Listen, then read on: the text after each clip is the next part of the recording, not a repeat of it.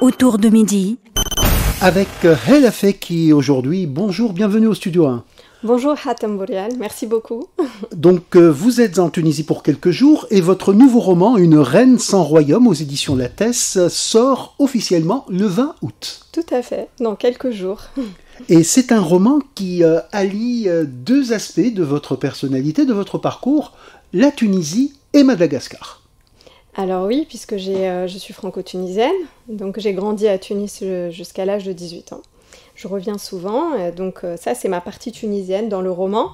Mais il y a aussi Madagascar qui a eu une place et qui a toujours une place importante dans ma vie, puisque j'y ai passé 4 années, entre 2017 et 2021, où j'ai été professeure de lettres et formatrice à Tananarive.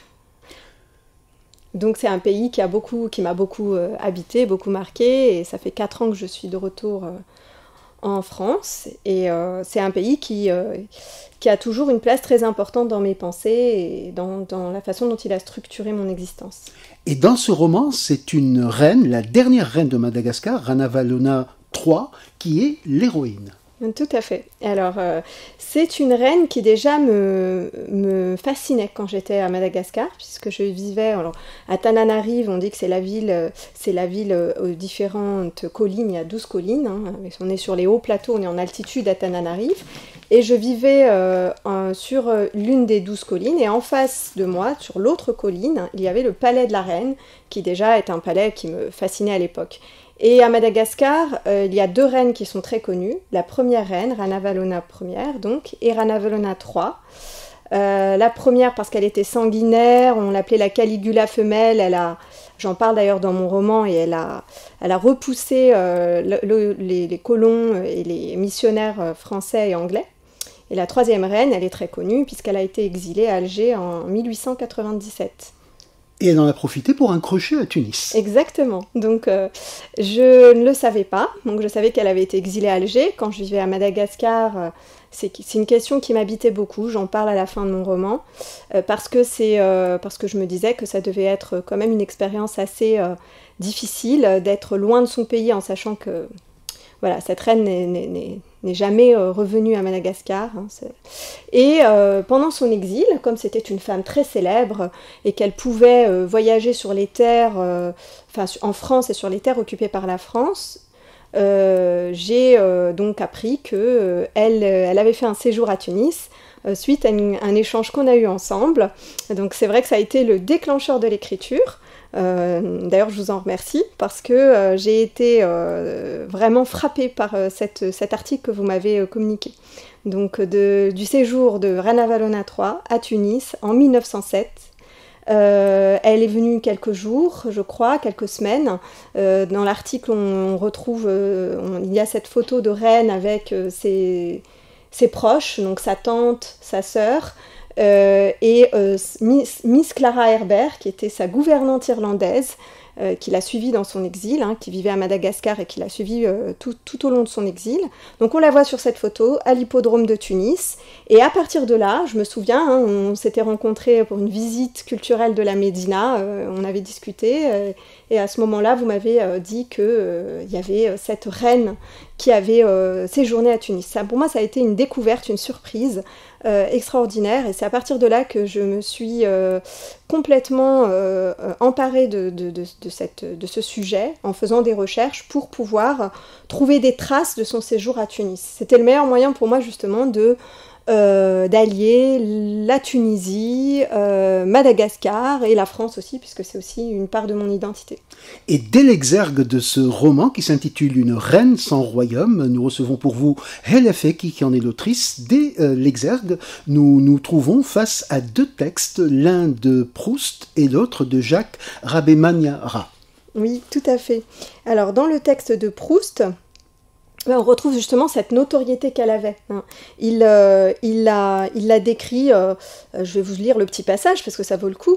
Le directeur se pencha vers ma grand-mère et par amabilité comme on montre le chat de Perse ou la reine Ranavalo à un spectateur obscur qui ne peut évidemment avoir aucune relation avec le puissant souverain, mais peut trouver intéressant de l'avoir vu à quelques pas, il lui coula dans l'oreille la marquise de Villeparisis. Donc là c'est dans À l'ombre des jeunes filles en fleurs.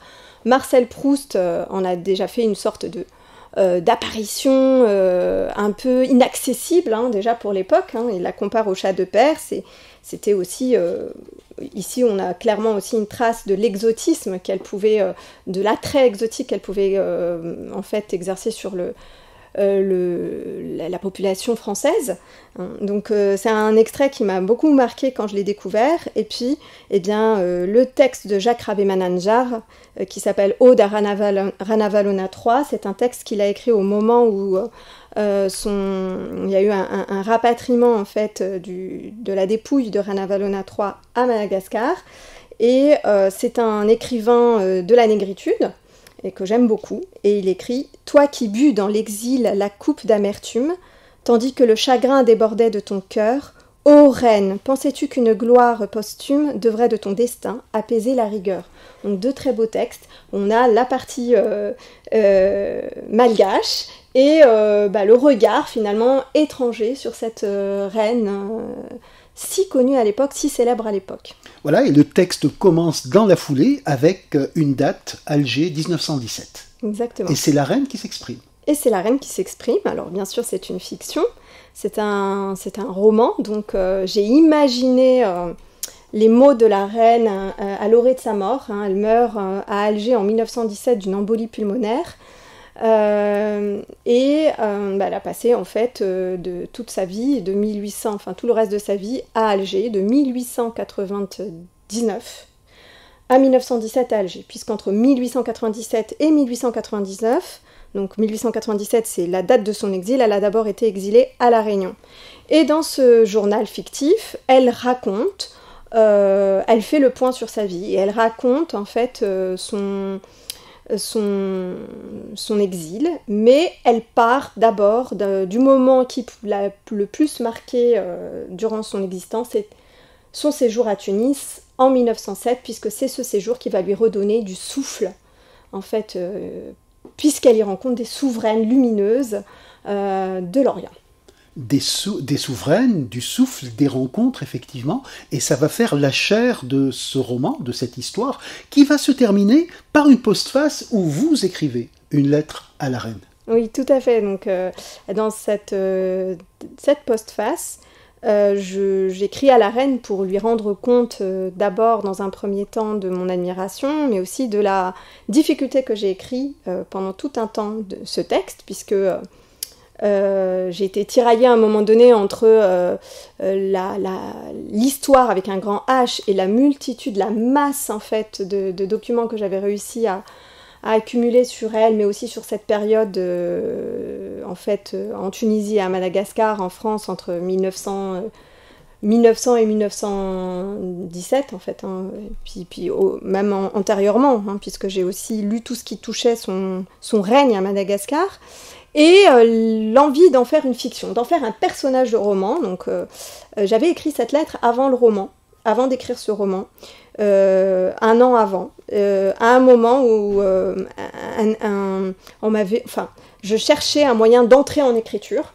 Et c'est ce qui m'a en fait permis de débloquer l'écriture, d'entrer dans cette... de nouer une connexion avec cette reine. Et puis ce qui m'intéressait aussi, c'est qu'on avait fait chacune un chemin inverse, même si ce n'est absolument pas comparable, puisqu'il s'agit d'un exil forcé et que moi c'est une expatriation. Mais malgré tout, on sait ce que c'est à ce moment-là, l'éloignement de sa terre, l'éloignement des autres, la nostalgie, etc. Même si, je le répète, ce sont des situations incomparables sur un plan personnel. Et donc elle est allée à Alger. Et donc elle était loin de Madagascar, et moi j'étais de l'autre côté pendant plusieurs années, à Tananarive, loin de Tunis. Voilà, donc c'est aussi cette connexion, cette fascination que j'ai eue pour cette reine, je pense qu'aussi c'était dû à ces histoires un peu croisées de traversées. Et d'ailleurs, la traversée, c'est un thème qui est très important pour moi, qui a structuré beaucoup de textes, beaucoup de réflexions même universitaires plus jeunes. Et donc ce texte, c'est aussi un texte sur la traversée, en fait. Et il y a aussi la texture de cette reine sans royaume, qui est une texture quasiment shakespearienne, en fait dramatique, tragique quasiment. C'est vrai qu'on a parfois comparé ce texte à quelque chose à un texte qui se rapproche d'une tragédie. C'est une héroïne finalement dont le destin est déjà scellé. On le voit d'emblée, dès les premiers mots de ce texte. La reine dit clairement qu'elle est destinée à mourir, qu'elle est à l'orée de sa mort, elle est malade, et elle raconte en fait de façon assez tragique ses amours avec Marius, un magicien, diplomate, médecin, peintre, poète avec lequel elle a lié une histoire d'amour, noué une histoire d'amour à Tananarive et qu'elle retrouve à Tunis. C'était un magicien qui faisait des tournées mondiales, donc il est venu à Tunis, pas tout à fait à cette date, ça reste un roman, mais il est venu à Tunis et il avait été décoré d'ailleurs par le bey d'une médaille du Nishan Iftikhar pour ses tours de magie. Donc il y a cette histoire tragique amoureuse, l'histoire tragique de son exil, la célébrité qu'elle suscite, l'engouement qu'elle suscite auprès des foules en France, mais en même temps la prise de conscience de son exotisme exacerbé, de ce qu'elle provoque sur les foules et sur le public français. Elle est d'ailleurs invitée à l'exposition quand même coloniale en septembre 1907, au pavillon de Madagascar pour rencontrer ses sujets. C'est quand même une histoire très mélancolique. Il y a un ton très mélancolique dans son écriture, une certaine tristesse, pas forcément d'amertume. C'est pas une reine qui manifeste de l'amertume, mais une certaine mélancolie. Et ce ton-là, je l'ai trouvé en lisant ses lettres, parce que je suis allée aux archives aussi d'Outre-mer à Aix-en-Provence. J'ai lu les lettres qu'elle a écrites au général Gallieni, qu'il a exilé au moment où Madagascar est devenue une colonie française. Ce sont des lettres extrêmement tristes, avec beaucoup de résilience. Et en même temps, quand on regarde ses photographies sur Internet, on peut taper Rana Valona 3 et on retrouve ce visage si triste. Et en même temps, elle est très belle, elle a une certaine dignité. Et puis en même temps, toujours cet air si triste, en fait. C'est une figure de la mélancolie. C'est ça, c'est une figure de la mélancolie. C'est un texte très mélancolique. Et c'est un ouvrage qui sera donc publié officiellement le 20 août et il commencera à circuler. Est-ce qu'on pourra le lire prochainement à Madagascar ou en Tunisie ? Oui, dans les prochaines semaines à venir, il sera disponible en fait pour être lu par les différents lectorats. Il est prévu que j'aille à Madagascar en octobre pour 15 jours pour une tournée, avec une invitation à l'Institut français de Madagascar, mais aussi au musée de la photographie où il y aura une exposition sur les femmes exilées, donc ça s'appelle Exilées EES, autour justement de la figure de la reine, Rana Valona 3, mais aussi des femmes de sa famille qui l'ont accompagnée pendant tout cet exil. Mais vous faites un pas majeur dès les premières pages du livre. Ce livre, ce roman, cette histoire, vous la dédiez à cette reine. Oui, c'est pour Rana Valona 3. Pour moi, c'est une reine qui a été, qui est connue en Tunisie, mais qui, aujourd'hui, c'est pas une figure très connue, en fait, en France ou dans d'autres pays. Alors c'est vrai qu'à Madagascar, en plus, elle est remise à l'honneur, elle a été remise à l'honneur l'année dernière, à nouveau cette année avec cette exposition, mais c'est une figure oubliée, alors que ça a été une figure, la reine Rana Valona 3 est une figure qui a été très, très célèbre en France, comme on l'a évoqué tout à l'heure avec les lignes de Proust, mais pas seulement, elle faisait l'objet de multitudes d'articles, de journaux, elle a été aussi, on voit son image sur les boîtes de biscuits Lu de la maison Lefebvre-Utile à Nantes. Et pour moi, comme c'est un personnage qui m'a habité longtemps, il était important de lui redonner, de lui prêter ma voix. Mais je dis aussi que quelque part, c'était assez troublant parce que j'ai l'impression qu'elle me prêtait aussi la sienne, en fait. Elle m'a prêté sa voix pour écrire ce texte et pour parler de littérature, de poésie, parce que c'est un texte sur le voyage et l'exil, mais pas seulement. C'est un texte aussi sur la poésie, la littérature, la patrie, la mer comme patrie, et puis les salons de pensée féminins de l'Orient, par exemple, qui ont une place très importante dans ce livre. Nous sommes en compagnie de Hella Fekki qui nous parle de son nouveau roman, Une reine sans royaume, paru ou apparaître aux éditions Lattès le 20 août, un roman qu'elle dédie à la reine Rana Valona III, qui a vécu en exil en Algérie et qui a vécu quelque temps en Tunisie en 1907. Cet ouvrage, El Afeki, est un contrepoint par rapport à votre premier roman Noces de Jasmin, que nous avons lu en 2020. Et est-ce qu'il y a un apparentement entre les deux livres, à part votre écriture, bien entendu? C'était un livre aussi sur la liberté, hein, quelque part, puisqu'il est question aussi de l'oppression, en fait, à tout point de vue, hein, l'oppression coloniale, l'oppression aussi masculine, puisque c'est un roman aussi féministe, c'était pas forcément une volonté de départ, c'est en fouillant dans la mémoire de la Tunisie et en ancrant en fait ce récit de la reine, ce journal de la reine à Tunis en 1907, que j'ai découvert des figures féminines extraordinaires, hein, de la Tunisie de 1907. Donc il y a quand même entre ces deux livres un motif qui revient, qui n'est pas forcément conscient, hein, sur lequel j'ai mis des mots après l'écriture. C'est aussi une écriture de l'urgence. Dans Noces de Jasmin, il se passe... c'est un roman qui commence... c'est un roman choral où les personnages s'expriment 10 jours avant la Révolution. Donc on a un compte à rebours et une écriture de l'urgence, où chacun raconte ce qu'il est en train de se passer au moment où cela se passe. Et dans Une reine sans royaume, la reine dit clairement que c'est une course contre le soleil. Il faut qu'elle écrive très rapidement son histoire parce qu'elle sent qu'elle va mourir. Donc il y a aussi cette écriture de l'urgence qui fait que c'est un rythme, ce qu'on m'a dit, c'était que c'était un rythme assez haletant, sur finalement une période très courte, historique très courte, qui est le séjour à Tunis, mais avec des retours en arrière, sur son exil, etc. Donc avec une écriture aussi qui emmène à chaque fois le lecteur là où il ne pense pas aller. C'est aussi une construction en spirale permanente. Ce qu'il y a de commun, voilà, c'est cette liberté, et notamment sur ces trois femmes, Lalla Bey Akmar, qui était la femme de Nasser Bey, et la princesse Nazline, princesse égyptienne qui séjournait, qui était mariée à un homme politique tunisien de la Khaldounia et qui vivait à Tunis à ce moment-là. Et la princesse Nazli et Lalla Bey Akmar ont fondé les premiers salons littéraires féminins de l'Orient. Et elles ont côtoyé Myriam Hari, qui est aussi une figure majeure du roman, puisque c'est la première femme à avoir eu le prix Femina, qui a été lauréate du prix Femina en 1904 pour son roman La conquête de Jérusalem, parce que ce roman avait été refusé par le jury concours. Et la Myriam Hari dont vous parlez était en Tunisie à l'époque et a écrit un texte qui est resté dans nos mémoires. Tout à fait. C'est une Myriam Hari, elle, en fait, après avoir eu son prix Femina, elle est venue, c'était aussi une grande journaliste, grande reporter, elle a beaucoup voyagé. Et elle se retrouve à un moment donné à Tunis, elle décide de s'installer à Tunis et d'être journaliste pour les chroniques tunisiennes.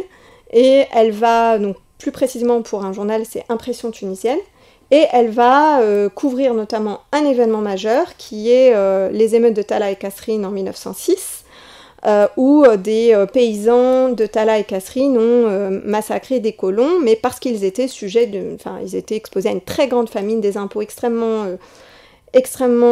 drastique, et ils se sont retrouvés dans une situation explosive. Et Myriam Hari va couvrir cet événement, elle va défendre les paysans dans un grand procès, et Habib Bourguiba en parle dans un de ses textes, en fait, remet à l'honneur cette grande figure, Myriam Hari, qui était considérée comme une Française orientale, puisqu'elle a grandi à Jérusalem, d'un père ukrainien, d'une mère allemande, et elle aussi c'est une figure très importante de la traversée, et elle a écrit plusieurs textes. La Tunisie enchantée, Tunis la blanche, elle parle aussi de la Tunisie dans un texte qui est très très beau qui s'appelle Mon amie Lucie de la rue Mardrus. Lucie de la rue Mardrus, une grande dramaturge qui a vécu aussi en Tunisie avec son mari qui était traducteur des Mille et une nuits. Donc voilà, on avait quand même toute cette effervescence intellectuelle très très présente en Orient dans ces années-là. Ça a été une découverte assez incroyable pour moi. Et donc la princesse Nazli est un autre de ces personnages inattendus qui ponctuent ce roman, avec d'ailleurs Lalla Ahmar qui elle-même est déjà un personnage romanesque. Exactement, parce que Lalla Ahmar, c'est un personnage qu'on retrouve dans plusieurs ouvrages, des essais, mais aussi un roman de Faisal Bey, La dernière odalisque, même s'il s'agit plutôt de l'histoire de sa nièce, mais elle est présente. On y retrouve son histoire d'amour avec Nasr Bey, et elle est à l'origine des prémices, en fait, quelque part, du nationalisme et de Nasr Bey, qui va en fait ensuite être repris par son fils, Monsef Bey, jusqu'à Habib Bourguiba. Mais elle est très importante, pourquoi ? Parce qu'elle a créé la première école pour filles, avec la princesse Nazli, dans les années 1900. La princesse Nazli, elle, c'est un personnage alors encore plus libre, parce que c'est une femme qui est née au Caire. Son père était khedive, donc elle était déjà d'une lignée plutôt intellectuelle, hein, et elle s'est retrouvée en fait mariée à un grand ambassadeur à Paris, enfin un grand ambassadeur de l'Empire ottoman, parce il est aussi question de l'Empire ottoman dans mon roman. Et puis après le décès de son mari, elle reste veuve longtemps et elle crée les premiers salons littéraires du Caire, avant de se marier avec un homme plus jeune de 10 ans, un homme politique de la Khaldonia qui était le fils du grand cheikh de la Zitouna. Bouhajb, je pense. Exactement, Khalil Bouhajb. Donc des personnages qui ressemblent finalement à cette reine. C'est ça, donc c'est pour ça aussi qu'il y avait un enjeu, c'est que j'ai cherché à un moment donné comment nouer un lien entre ces personnages-là et la reine, d'autant plus que je ne savais pas si elles s'étaient rencontrées, puisqu'on n'a pas grand-chose sur cette période à Tunis. Donc elle se rapproche de ces femmes, parce qu'elle a perdu son métier de reine, d'où le titre, Une reine sans royaume. Mais ces femmes-là, elles, malgré parfois des difficultés, je pense à Lalla Ahmar, qui est quand même une odalisque circassienne qui a été offerte par le sultan de Constantinople au bey de Tunis, malgré quand même des histoires aussi très très très rudes, elles ont vécu le voyage, la traversée, et elles ont fondé en fait ces moments, ces interstices où l'on peut penser, parler littérature, parler de politique, parler aussi d'une lecture de l'islam. C'était vraiment des femmes qui ont été des personnages phares, en fait, des personnes phares de l'histoire avec un grand H. Donc elles lui ressemblent, et c'est auprès de ces femmes-là, qui sont encore quelque part dans leur royaume, qu'elle va retrouver un sens à son existence et un souffle, aussi bien dans l'écriture que dans l'aspiration à s'ouvrir à d'autres horizons. Avec Hella Feki, pour parler de son roman Une reine sans royaume, apparaît aux éditions Lattès à Paris le 20 août. Et nous sommes heureux de vous avoir ici au Studio 3 de Radio Tunis Chaîne Internationale. Pour terminer cet entretien, peut-être pourrions-nous jeter un regard sur la couverture de cet ouvrage. Une très belle couverture, très mystérieuse également. Oui, c'est une très belle couverture qui a été réalisée par la graphiste de la Grenade, hein, la collection dans laquelle paraît cet ouvrage, donc par Sarah Kahn et Julia Bourdet. Et c'est une très belle couverture, puisqu'on y retrouve la silhouette de la reine. Donc elle apparaît, c'est un peu une apparition, dans le roman elle est décrite d'ailleurs comme une apparition par Myriam Hari à un moment donné.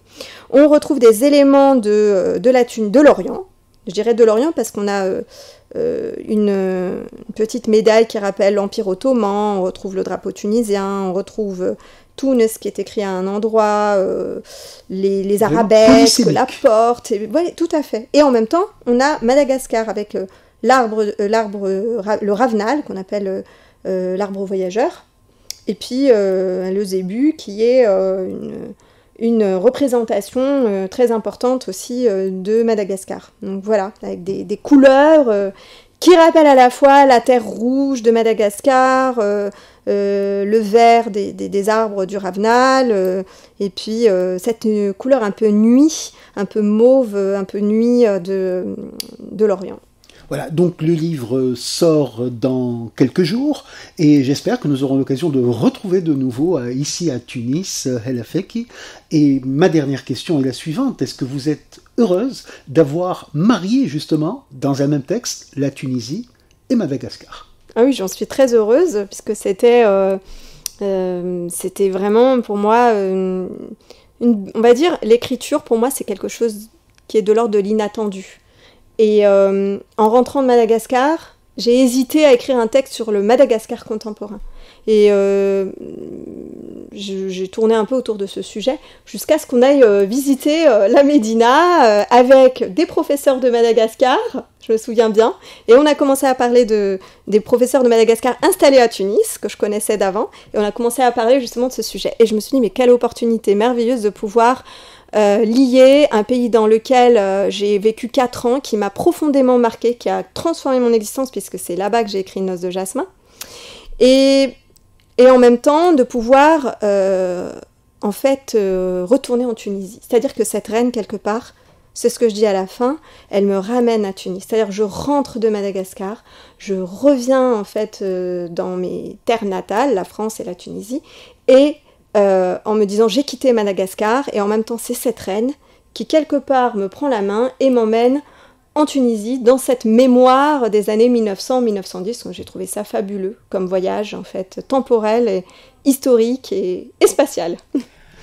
À lire Une reine sans royaume de Hella Feki aux éditions Lattès. À lire également Noces de jasmin, paru en 2020 et existant également en poche depuis 2023, du même auteur. C'est son premier roman, Noces de jasmin, vous venez de l'entendre, écrit à Madagascar, et puis un retour à Madagascar, un retour à Tunis avec ce nouveau texte, Une reine sans royaume aux éditions Lattès. Merci beaucoup Hella Feki. Merci beaucoup Hatem Bourial.